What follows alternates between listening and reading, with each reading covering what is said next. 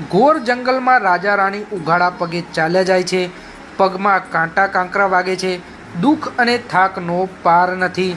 એવામાં કુંવરોને તરસ લાગે છે. એટલામાં આગળ જતાં એક વાવ આવે છે. રાજા પાણી લેવા માટે જેવો જ વાવમાં ઉતર્યો તો દશામાએ અદૃશ્ય થઈને બંને કુંવરોને ખેંચી લીધા. કુંવરોને અદૃશ્ય થઈ ગયેલા જોઈને રાણી વિલાપ કરવા લાગી.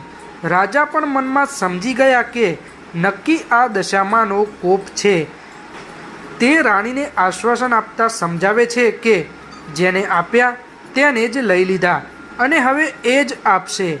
રુદન કરતી રાણીને સમજાવતો સમજાવતો રાજા આગળ ચાલ્યો. થાકના લીધે બંનેના પગ ઘસડાય છે. પીડાનો પાર નથી.